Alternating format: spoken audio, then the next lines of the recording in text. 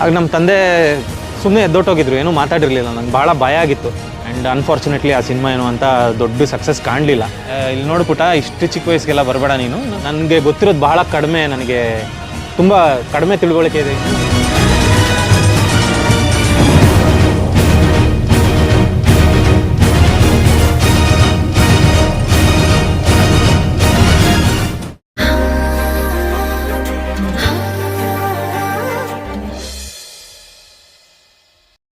ಇದಿಷ್ಟು ಮಾಧವನ್ ಬಗ್ಗೆ ಮಾತಾಡಿದ್ವಿ. ಇವಾಗ ವಿಜಯ್ ಚಂದ್ರ ಅವರ ಜೀವನದ ಬಗ್ಗೆ ಮಾತಾಡೋಣ. ನಾನು ಮೂಲತಃ ಹುಟ್ಟಿದ್ದು ಬೆಳೆದಿದ್ದು ಎಲ್ಲ ಬೆಂಗಳೂರೇ. ಇದೇ ಹನುಮಂತ ನಗರ 5ನೇ ಕ್ರಾಸ್ ನನ್ನ ಮನೆ ಇದ್ದಿದ್ದು. ಸೊ ನನಗೆ ಭಾಳ ಸಣ್ಣ ವಯಸ್ಸಿನಿಂದನೇ ಕಲೆ ಅನ್ನೋದ್ರ ಬಗ್ಗೆ ಒಂದು ಆಸಕ್ತಿ ಇತ್ತು. ನಾನು ಓದಿದ ಸ್ಕೂಲ್ನಲ್ಲಾಗಿರ್ಬೋದು, ಕಾಲೇಜಸ್ಸಲ್ಲಾಗಿರ್ಬೋದು, ಎಲ್ಲದರಲ್ಲೂ ನಾನು ಕ್ಲಾಸ್ ರೂಮ್ಗಿಂತ ಹೆಚ್ಚಿಗೆ ಸ್ಟೇಜ್ ಮೇಲೆ ಇರ್ತಾಯಿದ್ದೆ. ನನಗೆ ಅಂದರೆ ಓದಿನಲ್ಲೂ ಸುಮಾರಾಗಿದ್ದೆ, ಆದರೆ ಭಾಳ ನಂದು ತಲೆ ಯಾವಾಗ್ಲೂ ಕ್ರಿಯೇಟಿವಿಟಿ ಕಡೆ ಇರ್ತಾಯಿತ್ತು. ಏನಾದರೂ ಒಂದು ಸ್ಟೇಜ್ ಮೇಲೆ ಹೊಸದಾಗಿ ಏನಾದರೂ ಮಾಡಬೇಕು, ಏನಾದರೂ ಜನನ್ನ ಎಂಟರ್ಟೈನ್ ಮಾಡಬೇಕು, ಎಲ್ಲರನ್ನೂ ಖುಷಿಯಾಗಿ ನಗಿಸ್ತಾ ಇಟ್ಕೋಬೇಕು ಅನ್ನೋ ಒಂದು ಭಾಳ ಕುತೂಹಲ ಇತ್ತು. ಸೊ ಹಾಗಾಗಿ ನನ್ನ ಗ್ರ್ಯಾಜುಯೇಷನ್ ಎಲ್ಲ ಮುಗಿದು ನಾನು ಕೆಲಸದಲ್ಲಿ ಇದ್ದಾಗ ನಾನು ಹೋಗಿ ನನ್ನ ತಂದೆ ಹತ್ರ ಕೇಳಿಕೊಂಡೆ, ಅಪ್ಪ ಇಷ್ಟು ವರ್ಷ ನೀವು ಹೇಳಿದಾಗೆ ನಾನು ಓದಿದೆ, ಕೆಲಸ ಮಾಡಿದೆ, ಬಟ್ ಈಗ ನನಗೆ ನಾನು ಆಯ್ಕೆ ಮಾಡ್ಕೋಬೇಕು ಅಂತಿರೋ ಒಂದು ಫೀಲ್ಡಲ್ಲಿ ನನಗೆ ಕೆಲಸ ಮಾಡಬೇಕು ಅಂತ ಅನ್ನಿಸ್ತಾ ಇದೆ, ಒಂದು ಅವಕಾಶ ಬೇಕು ನನಗೆ ಅಂತ. ಆಗ ನಮ್ಮ ತಂದೆ ಸುಮ್ಮನೆ ಎದ್ದೊಟ್ಟೋಗಿದ್ರು, ಏನೂ ಮಾತಾಡಿರಲಿಲ್ಲ. ನಂಗೆ ಭಾಳ ಭಯ ಆಗಿತ್ತು, ಏನಾದರೂ ತಪ್ಪು ಮಾತಾಡ್ಬಿಟ್ನಾ, ಅವ್ರಿಗೇನಾದರೂ ಬೇಜಾರಾಯ್ತಾ, ಏನಾಗಿರ್ಬೋದು ಅಂತ. ಆಮೇಲೆ 2 ದಿನ ಆದಮೇಲೆ ಅವರು ನನ್ನ ರೂಮಲ್ಲಿ ಒಂದು ನ್ಯೂಸ್ ಪೇಪರ್ ಒಂದು ಹೈಲೈಟ್ ಮಾಡಿ ಒಂದು ಕಾಲಮ್ನ ನನ್ನ ರೂಮ್ನಲ್ಲಿ ಇಟ್ಟಿದ್ರು. ಅದೇನು ಅಂತ ನೋಡಿದ್ರೆ ವಾಂಟೆಡ್ ಅಸಿಸ್ಟೆಂಟ್ ಡೈರೆಕ್ಟರ್ಸ್ ಅಂತ ಒಂದು ಆ್ಯಡ್ ಇತ್ತು. ಸೊ ಅದನ್ನು ನೋಡಿ ನನಗೆ ನನ್ನ ತಂದೆ ಬಗ್ಗೆ ತುಂಬಾ ಪ್ರೀತಿ ಹೆಚ್ಚಾಯಿತು. ಅಂದರೆ ಅವ್ರಿಗೂ ಓಕೆ, ಇಷ್ಟು ದಿನ ಇವನು ಮಾಡಿದಾನಲ್ಲ, ಇನ್ನು ಮುಂದೆ ಅವನು ಆಸೆ ಪಟ್ಟಿದ್ದು ಅವನು ಟ್ರೈ ಮಾಡಲಿ ಅಂತ ಒಂದು ನನಗೆ ಹಿಂಟ್ ಕೊಟ್ಟಂಗಾಯಿತು. ಆ್ಯಂಡ್ ನಾನು ಫಾರ್ಚುನೇಟ್ಲಿ ಆ ಸಿನಿಮಾದಲ್ಲಿ ಅಸಿಸ್ಟೆಂಟಾಗಿ ನಾನು ಶುರು ಮಾಡಿದ್ದು ನನ್ನ ಕೆರಿಯರು.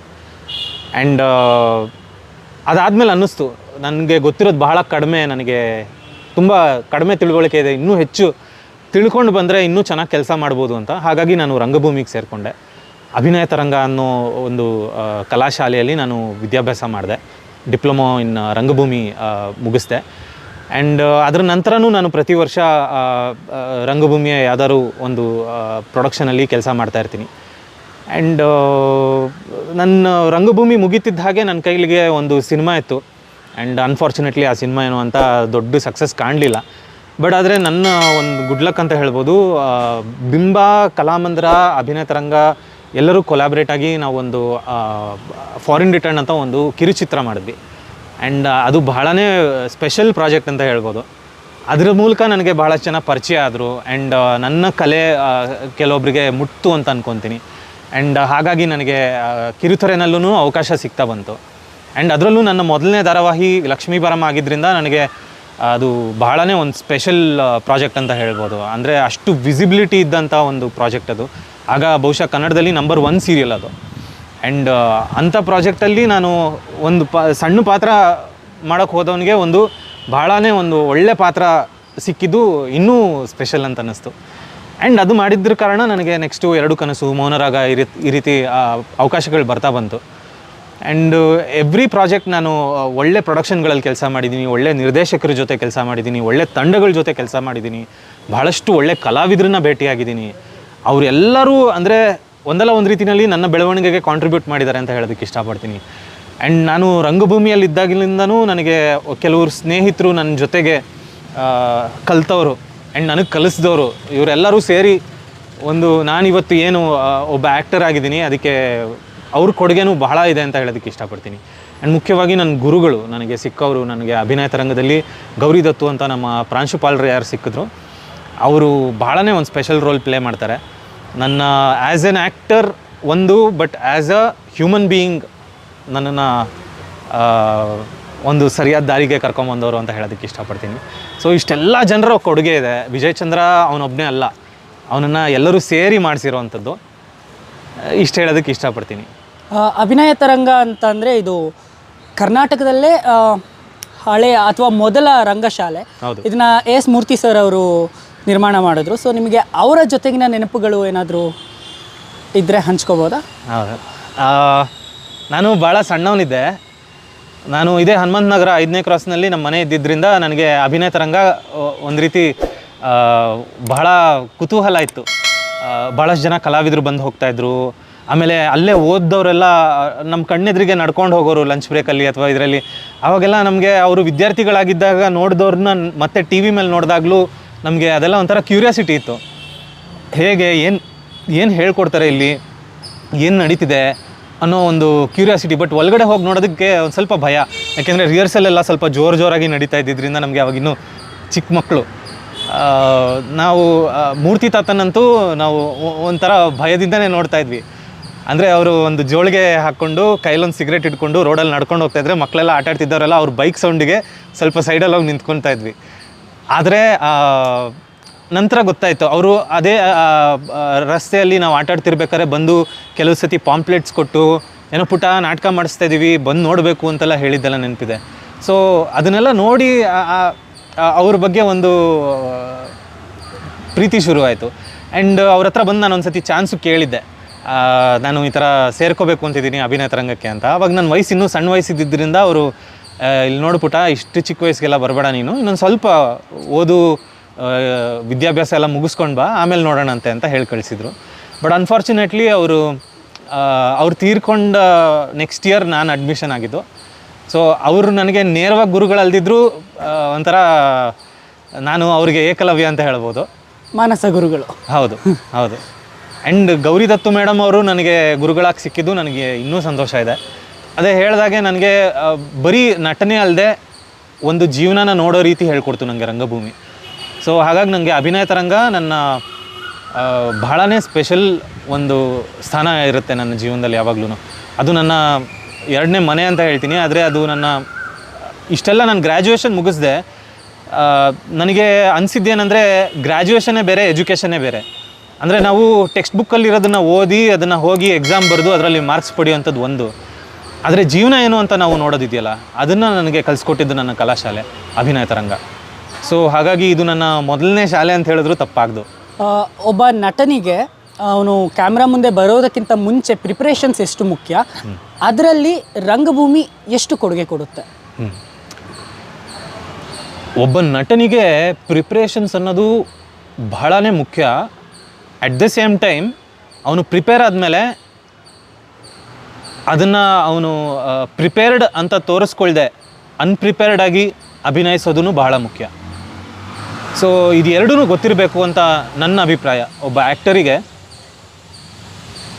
ಅವನ ಒಂದು ಪಾತ್ರನ ಕಟ್ಕೊಳ್ಳೋದಾಗಿರ್ಬೋದು, ಆ ಪಾತ್ರದ ಹಿಂದಿನ ನ್ಯೂಯಾನ್ಸಸ್ ಅರ್ಥ ಮಾಡ್ಕೊಳ್ಳೋದಾಗಿರ್ಬೋದು, ಯಾಕೆ ಆ ಪಾತ್ರ ಆ ರೀತಿ ನಡ್ಕೊಳ್ಳುತ್ತೆ, ಯಾಕೆ ಒಂದು ಪಾತ್ರ ಒಂದು ಪರ್ಟಿಕ್ಯುಲರ್ ವೇನಲ್ಲಿ ಬಿಹೇವ್ ಮಾಡುತ್ತೆ ಅನ್ನೋದನ್ನು ಗಮನಿಸ್ತಾ ಹೋದರೆ ನಾವು ಸುಮಾರಷ್ಟು ಕ್ಯಾಲ್ಕುಲೇಟೆಡಾಗಿ ಮಾಡ್ತಿರಲ್ಲ.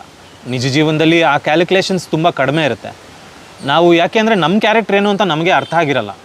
ನಾವು ರಿಯಲ್ ಲೈಫಲ್ಲೂ ಒಂದು ಕ್ಯಾರೆಕ್ಟರ್ ಪ್ಲೇ ಮಾಡ್ತಿರ್ತೀವಿ, ಆದರೆ ನಾವು ಒಂದು ಕ್ಯಾರೆಕ್ಟ್ರು ಅನ್ನೋದನ್ನು ನಾವು ನೋಡ್ತಾ ಇರಲ್ಲ. ನಮ್ಮ ಪ್ರಕಾರ ನಾವು ನೋಡ್ತಿರೋ ಪ್ರಪಂಚನೇ ಪ್ರಪಂಚ ಅಂತ ಅಂದ್ಕೊಂಡಿರ್ತೀವಿ. ಎಲ್ರಿಗೂ ಅದೇ ಇರುತ್ತೆ ಅನ್ನೋದು ಭಾಳಷ್ಟು ಜನಕ್ಕೆ ಅರಿವಿರಲ್ಲ. ಆ ಅರಿವನ್ನು ರಂಗಭೂಮಿ ಮೂಡಿಸುತ್ತೆ. ಸೊ ಹಾಗಾಗಿ ಭಾಳಷ್ಟು ಬೇರೆ ಬೇರೆ ಪಾತ್ರಗಳು ಮಾಡಿದಾಗ ನಮಗೆ ಬೇರೆ ಬೇರೆಯವರು ಅವ್ರ ಪರ್ಸ್ಪೆಕ್ಟಿವು ಅವರ ಕಣ್ಣುಗಳಲ್ಲಿ ನಾವು ಪ್ರಪಂಚ ನೋಡೋಕ್ಕೆ ಶುರು ಮಾಡಿದಾಗ ಹೌದು ಇದು ಬೇರೆಯವ್ರಿಗೆ ಈ ರೀತಿ ಅನ್ನಿಸ್ಬೋದು, ಇನ್ನೊಬ್ಬರಿಗೆ ಈ ಥರ ತಲುಪ್ಬೋದು ಅನ್ನೋ ಅನುಭವಗಳನ್ನು ರಂಗಭೂಮಿ ನಮಗೆ ಕಲಿಸ್ತಾ ಬರುತ್ತೆ. ಹಾಗಾಗಿ ರಂಗಭೂಮಿ ಭಾಳನೇ ಒಂದು ಮುಖ್ಯವಾದ ರೋಲ್ ಪ್ಲೇ ಮಾಡುತ್ತೆ ಪ್ರತಿಯೊಬ್ಬ ಕಲಾವಿದನಿಗೂ. ಇವತ್ತಿಗೆ ಅದೇ ಒಂದು ಸಮಸ್ಯೆ ಆಗಿದೆ. ಭಾಳಷ್ಟು ಜನಕ್ಕೆ ರಂಗಭೂಮಿಯಲ್ಲಿ ಬಂದು ಕಲಿತು ಕೆಲವು ನಾಟಕಗಳಲ್ಲಿ ಅಭಿನಯಿಸಿ ಆಮೇಲೆ ಸ್ಕ್ರೀನಿಗೆ ಬರೋಣ ಅನ್ನೋಷ್ಟು ತಾಳ್ಮೆ ಬಹುಶಃ ಕಡಿಮೆ ಆಗಿರ್ಬೋದು ಅವರಿಗೆ. ಅಂದರೆ ಇನ್ಸ್ಟೆಂಟಾಗಿ ಕೆಲವೊಬ್ಬರಿಗೆ ಅವ್ರು ನೋಡೋದಕ್ಕೆ ಚೆನ್ನಾಗಿದ್ದಾರೆ ಅನ್ನೋ ಕಾನ್ಫಿಡೆನ್ಸ್ ಇರ್ಬೋದು, ಅಥವಾ ನನಗೆಲ್ಲ ಗೊತ್ತು ಅನ್ನೋದಿರ್ಬೋದು. ಕೆಲವೊಂದು ಸತಿ ಓಕೆ ಅಂದರೆ ಅದು ನಡೆಯುತ್ತೆ, ಆದರೆ ಎಲ್ಲ ಪಾತ್ರಗಳನ್ನು ನಾವು ನಿಭಾಯಿಸಬೇಕು ಅಂದಾಗ ಒಂದು ಎಕ್ಸ್ಪೀರಿಯನ್ಸ್ ಅನ್ನೋದು ಬೇಕಲ್ವ. ಸೊ ಅದಕ್ಕೆ ರಂಗಭೂಮಿ ಭಾಳನೇ ಮುಖ್ಯ ಅಂತ ಹೇಳೋದಕ್ಕೆ ಇಷ್ಟಪಡ್ತೀನಿ. ಆ್ಯಂಡ್ ಇದು ಕೇವಲ ಒಂದು ಯಾವುದೋ ಒಂದು ಪ್ರಾಜೆಕ್ಟ್ಗೆ ಸೀಮಿತ ಆಗಿರಲ್ಲ. ನಾವು ಜೀವನ ಪೂರ್ತಿ ಕಲಾವಿದರಾಗಿರಬೇಕು ಅಂತ ಅಂದ್ಕೊಂಡಾಗ ನಾವು ಯಾವ ಥರ ನಮ್ಮನ್ನು ನಾವು ಪ್ರಿಪೇರ್ ಮಾಡ್ಕೋತೀವಿ, ನಮ್ಮನ್ನ ನಾವು ಯಾವ ರೀತಿ ಆ ಪಾತ್ರದಿಂದ ಮತ್ತೆ ಆ ಪಾತ್ರ ಮುಗಿದ ಮೇಲೆ ಅದರಿಂದ ಹೊರಗೆ ಬರ್ತೀವಿ, ಮತ್ತೆ ಹೊಸ ಪಾತ್ರನ ಕಟ್ಕೊಳ್ಳೋದಕ್ಕೆ ಹೇಗೆ ನಾವು ರೆಡಿ ಆಗ್ತೀವಿ, ಇದಷ್ಟೂ ಒಂದು ಬಹಳನೇ ಒಂದು ಸುಂದರವಾದ ಪ್ರಾಸೆಸ್ಸು. ಸೊ ರಂಗಭೂಮಿ really is a great place to learn. ಅಭಿನಯ ತರಂಗದ ಬಗ್ಗೆ ಹೇಳಬೇಕು ಅಂದರೆ? ಅಭಿನಯ ತರಂಗ ನಾನು ಹೇಳಿದಾಗೆ ಅದು ಕೇವಲ ಒಂದು ಕಲಾಶಾಲೆ ಅಲ್ಲ. ಅಂದರೆ ಬರೀ ಇಲ್ಲಿಗೆ ಬಂದ್ವಿ, ನಾವು 4-5 ನಾಟಕಗಳು ಮಾಡಿದ್ವಿ, ಇಲ್ಲಿ ನಮ್ಮದು 1 ವರ್ಷದ ಕೋರ್ಸ್ ಮುಗೀತು, ಸರಿ ನಾವು ಹೊರಟ್ವಿ ಅನ್ನೋಂಥ ಶಾಲೆ ಅಂತೂ ಅಲ್ಲ. ಅಭಿನಯ ತರಂಗ ನನ್ನ ಪ್ರಕಾರ ಒಂದು ಭಾಳನೇ ಸುಂದರವಾದ ಒಂದು ದೇಗುಲ ಅದು. ಅಂದರೆ ಅಲ್ಲಿ ಕಲಿಕೆನೇ ದೇವರು. ನಮಗೆ ಒಂದು ವಿಷಯನ ಅರ್ಥ ಮಾಡಿಸೋದ್ರಲ್ಲಾಗಿರ್ಬೋದು, ಕೆಲವೊಂದು ಸತಿ ಅದು ಮಾತಿನ ಮೂಲಕ ಅಲ್ದಿದ್ರು ಅಥವಾ ಯಾವುದೋ ಅದು ನಮಗೆ ಹೇಗೆ ಅರ್ಥ ಆಗುತ್ತೆ ಅನ್ನೋದೇ ಗೊತ್ತಿಲ್ಲ. ಕೆಲವೊಂದು ಯಾವುದೋ ನಾಟಕ ಮಾಡ್ಬೇಕಾದ್ರೆ ನಮಗೇನೋ ಒಂದು ಹೊಳೆಯುತ್ತೆ, ಅದನ್ನು ನಾವು ಚರ್ಚೆ ಮಾಡ್ತೀವಿ 4-5 ಜನ ಸ್ನೇಹಿತರ ಜೊತೆಗೆ. ಸೊ ಅಲ್ಲಿಂದ ನಮಗೇನೋ ಒಂದು ಹೊಸದು ಹುಟ್ಕೋಬೋದು. ಆ ರೀತಿ ನಾವು ಬಹಳಷ್ಟು ಕಲ್ತಿದ್ದಿದೆ. ಆ್ಯಂಡ್ ನಾವಿಲ್ಲಿ ಬರೀ ಕ್ಲಾಸ್ ಟೈಮಿಂಗ್ಸಲ್ಲಿ ಮಾತ್ರ ಇದ್ದು ಕಲಿತು ಹೋದವರಲ್ಲ. ಕ್ಲಾಸ್ ಮುಗಿದ್ಮೇಲೆ ಆ್ಯಕ್ಚುಲಿ ಕ್ಲಾಸ್ ಶುರು ಆಗುತ್ತೆ ಅಂತ ಹೇಳ್ತಾಯಿದ್ರು. ನಮ್ಗೆ ಆವಾಗ ಅರ್ಥ ಆಗ್ತಿರ್ಲಿಲ್ಲ. ಅದು ಕ್ಲಾಸ್ ಮುಗಿದ್ಮೇಲೆ ನಮ್ಗೆ ಅರ್ಥ ಆಯಿತು. ನಮ್ಮ ಕಲಿಕೆ ನಮ್ಮ 1 ವರ್ಷದ ತರಬೇತಿ ಮುಗಿದ ನಂತರ ಆ್ಯಕ್ಚುಲಿ ಪ್ರಾರಂಭ ಆಗಿದ್ದು. ಸೊ ಹಾಗಾಗಿ ನಮಗೆ ಅಭಿನಯ ತರಂಗ ಒಂದು ಜೀವನ ಶೈಲಿಯನ್ನೇ ಕಟ್ಕೊಡ್ತು. ನಾವು ಮನುಷ್ಯರಾಗಿ ನಾವು ಹೇಗೆ ಇದ್ದೀವಿ ಮತ್ತು ನಾವು ಹೇಗೆ ಇರಬೇಕು ಅನ್ನೋ ಕ್ಲಿಯರ್ ಡಿಫ್ರೆನ್ಸಸ್ನ ನಮಗೆ ತೋರಿಸ್ತಾ ಬಂತು. ಅಂದರೆ ನಮಗೆ ಗೊತ್ತಿರಲ್ಲ. ನಾವು ಅದಕ್ಕೂ ಮೊದಲು ನಾನು ಭಾಳಷ್ಟು ಸತಿ ನಾನು ನಡ್ಕೊತಿದ್ದೆ ಕರೆಕ್ಟು, ನಾನು ಇರೋದೇ ಕರೆಕ್ಟು, ನಾನು ಹೀಗೆ ಅನ್ನೋ ಒಂದು ನೋಷನಲ್ಲಿದ್ದೆ. ಬಟ್ ನಾನು ಇಲ್ಲಿ ಮಾಡಿದಂಥ ಪಾತ್ರಗಳು ಮತ್ತು ನನಗೆ ಸಿಕ್ಕಂಥ ಸ್ನೇಹಿತರು ಇವೆಲ್ಲ ನನಗೆ ಒಂದು ಎಕ್ಸ್ಪೀರಿಯನ್ಸ್ ಕೊಡ್ತು. ಅದರಿಂದ ನನಗೆ ಓಕೆ, ಈ ರೀತಿ ಇರ್ಬೋದು, ಇನ್ನೂ ಈ ರೀತಿಯೂ ನೋಡ್ಬೋದು ಕೆಲವೊಂದನ್ನು ಅನ್ನೋ ಒಂದು ಪರ್ಸ್ಪೆಕ್ಟಿವ್ಗಳನ್ನ ಕೊಡ್ತಾ ಬಂದಾಗ ಕೆಲವೊಂದು ವಿಷಯಗಳನ್ನು ನಾವು ಇನ್ನೂ ಡೀಪಾಗಿ ಯೋಚನೆ ಮಾಡೋದಕ್ಕೆ ಹೆಲ್ಪ್ ಆಯಿತು. ಆ್ಯಂಡ್ ಅಭಿನಯ ತರಂಗ ಬೇರೆ ರಂಗಶಾಲೆಗಳಿಗಿಂತ ಹೇಗೆ ಡಿಫ್ರೆಂಟು ಅಂದರೆ, ನಾನು ಇದಕ್ಕೂ ಮೊದಲು ನಾನು ಕೆಲವೊಂದು ನಾಟಕಗಳು ಮಾಡಿದ್ದೀನಿ, ಕೆಲವೊಂದು ಪ್ರೊಡಕ್ಷನ್ಸ್ ಮಾಡಿದ್ದೀನಿ. ಅಲ್ಲಿ ಒಂದು ಪ್ರೊಡಕ್ಷನಿಗೆ ಅಥವಾ ಒಂದು ಪಾತ್ರಕ್ಕೆ ಬೇಕಾಗಿರೋಂಥ ಪ್ರಿಪ್ರೇಷನ್ಸನ್ನು ಕೊಡ್ತಾರೆ. ಇಲ್ಲಿ ಅದನ್ನು ಹೊರತುಪಡಿಸಿ ಬರೀ ಒಂದು ಪಾತ್ರ ಅಥವಾ ಒಂದು ಪ್ರೊಡಕ್ಷನಿಗೆ ಹೊರತುಪಡಿಸಿ ನಮ್ಮ ಇಡೀ ಒಂದು ಜೀವನನ ಯಾವ ರೀತಿ ರೂಪಿಸ್ಕೋಬೋದು, ನಾವು ಯಾವ ರೀತಿ ನಾವು ಪ್ರಪಂಚನ ಕಾಣ್ಬೋದು ಅನ್ನೋಷ್ಟು ನಮಗೆ ಕೊಡ್ತಾರೆ. ಸೊ ಅದು ನಮ್ಮ ಮೇಲೆ ಡಿಪೆಂಡ್ ಆಗುತ್ತೆ. ನಮಗೆ ಎಷ್ಟಿದೆ ಅಷ್ಟು ಕಲಿಕೆ ಇದೆ ಅಲ್ಲಿ. ಸೊ ಇದು ಅಭಿನಯ ತರಂಗ. ಸೊ ಇದಿಷ್ಟು ನಿಮ್ಮ ಜೊತೆಗಿನ ಮಾತುಕತೆ ಆಗಿತ್ತು. ಟೆಲಿವುಡ್ ಕನ್ನಡ ಜೊತೆ ಮಾತಾಡಿದ್ದಕ್ಕೆ ಥ್ಯಾಂಕ್ ಯು. ಸೊ ನಿಮ್ಮ ಸೀರಿಯಲ್ಗೆ ತುಂಬ ಒಳ್ಳೆಯದಾಗಲಿ.